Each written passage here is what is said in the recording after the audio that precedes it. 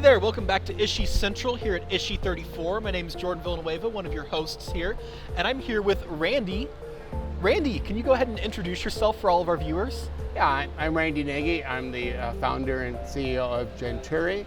Gentueri, if you're to your Latin, is Turi is like centurion for protection, genetic protection, what our company is all about. So we do sample collection devices and kits for collecting samples, whether it's crime scenes or database samples as well, for long-term preservation for card storage. Amazing. Now before we dig into that, I want to ask you a few upfront questions. First of all, before we started rolling, you told me that you're one of the few people who's been to all 34 issues. Is that true? That's true. So back in 1990, I actually worked with a company called Life Technologies, which is very different from the one that's available today. And that was in Scottsdale. The first 8 years, we had probably less than 100 people at that meeting.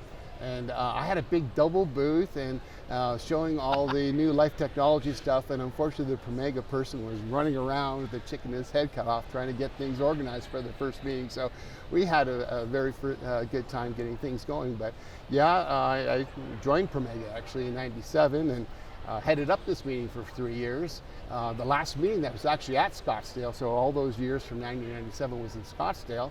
And then we moved to the MGM studio. It was the last one I did in Biloxi, in Mississippi. So we were through to maybe a little over 200 is what we had to move out of Scottsdale. So by the time 2000 came along, there's about 250 people was how big this meeting was back then. So it's now 4 times that size. I was going to say, now we're a little over 1,000, so yeah. Look at that growth. That's awesome. Yeah. What keeps you coming back to Issue year after year? Well, this is a great place for networking. I mean, you can't find a more targeted meeting where you have forensic DNA folks. There's no place else in the world. We actually, when I was doing it back in '97, we had some of these in Europe as well. So it was really nice to have a place for people focused on genetics and forensics to come to and network, and it's a great place for that. Yeah, I love that. I love a shout out. So you talk about the networking. Are there people who you look forward to seeing year after year as you come back to Issue? Who are some of those people? You know, the good thing about this is not only do you see all of your old friends from the customers that you've seen, you know, whether it's, you know, a lot of people who back in the day was people like Bruce Bedoli from the FBI that were setting a lot of stuff in motion in terms of, back in those days we were switching from RFLP to STRs and now STRs, now of course everybody focuses on genealogy. So it changes year to year based on what's the topic of the year. And right now it's genealogy, so I'm looking at people here are doing genealogy, whether it's the Parabon folks who are taking a genetic profile and turning it into a physical type of delineation that law enforcement agencies can use. So it changes year to year. Then you meet all the new people. So, you know, I know all the gray-haired people here, of course, but it's nice to meet all the new people as well.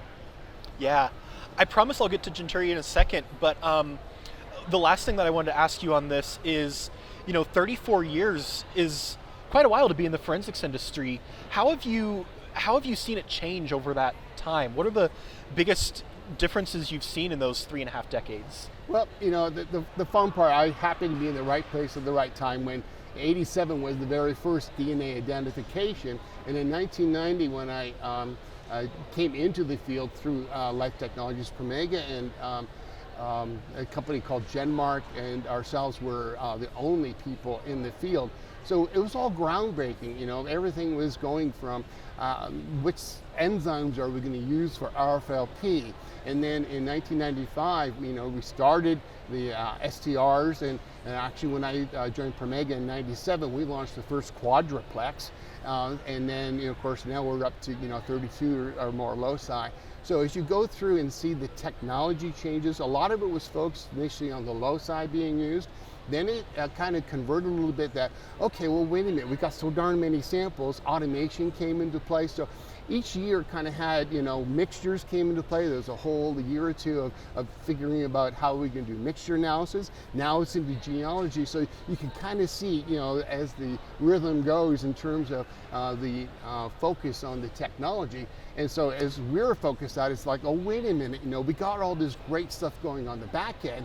We've kind of lost sight of the front end. And that's what Gentueri is focused on, is bringing the better required samples for looking at that high sensitivity that we can now do. When we first started, RFLP, you needed a blood dot the size of a quarter.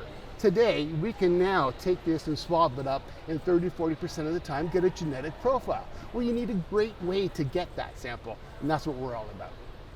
Yeah, you segue perfectly in here. So Gentueri working with sample collection and sample preparation, correct? Yes.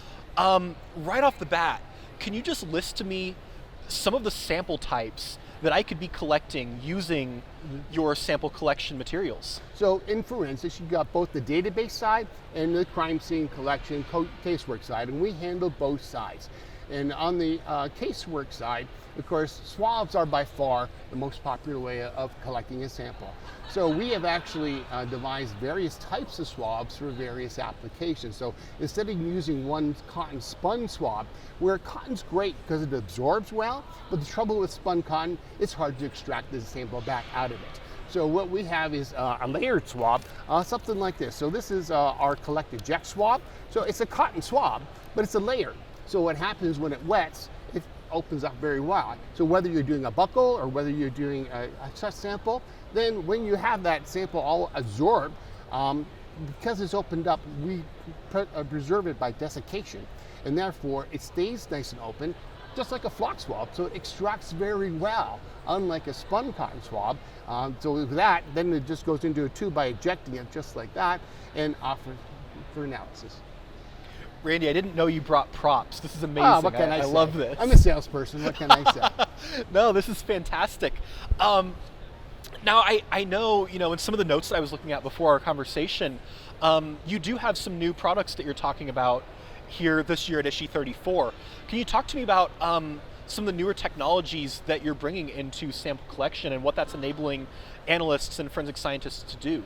So when you take a look at getting sample from a swab, when we deal with all kinds of genetic types of laboratories are great at accepting a tube that has a liquid in it and put it on a machine and walk away and let the chemistries of the machine take care of it. You present them with the swab and they say, what do I do with that? Do I cut it? What do I do? And as you saw with ours, you just eject it. And one of the things we just did is ejected it into a tube that contains our newest product, which is the GenSpin.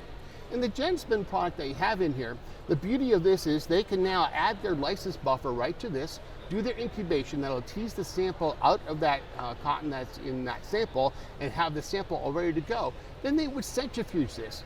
When they centrifuge it, there's 4 large openings at the bottom. So this is unlike current spin baskets, which have 4 little openings in the middle. And the trouble with that is when you spin it, a lot of your sample, of course, gets concentrated to the outside due to the centrifugal force, and not all the sample goes through. As a matter of fact, you lose about 1/3 of the sample, and the third you lose is highly concentrated for your sample. So when you're doing something like a touch DNA sample, you can lose 1/10 of your sample is all that comes through. You get 10 times as much DNA.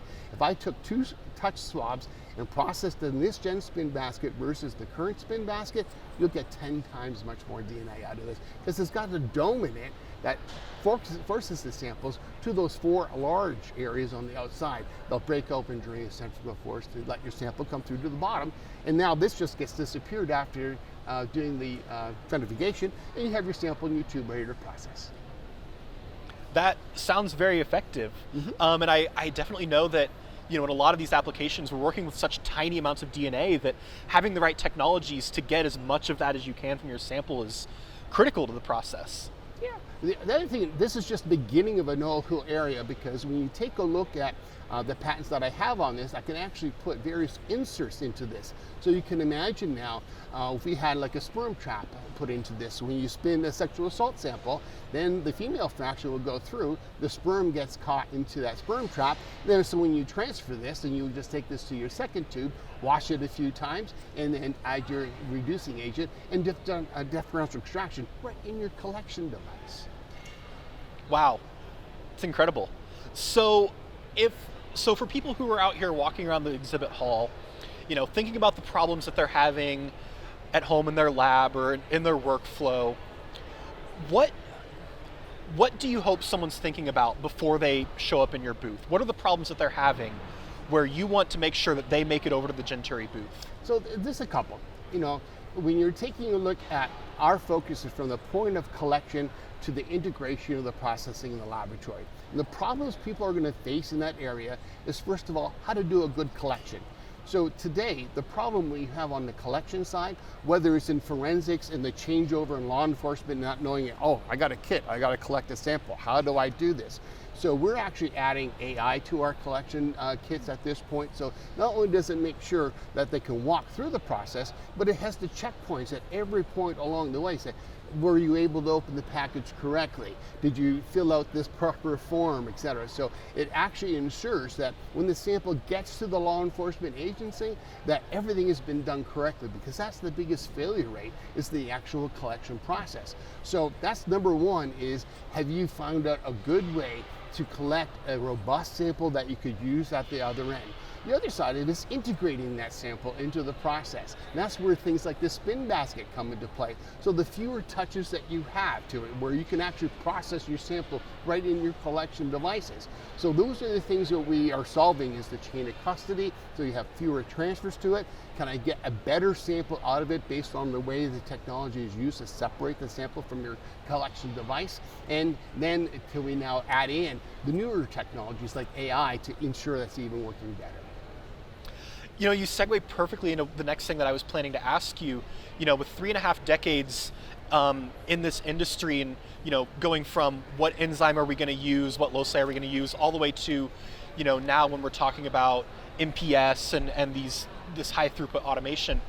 You mentioned AI, but where do you see the future going?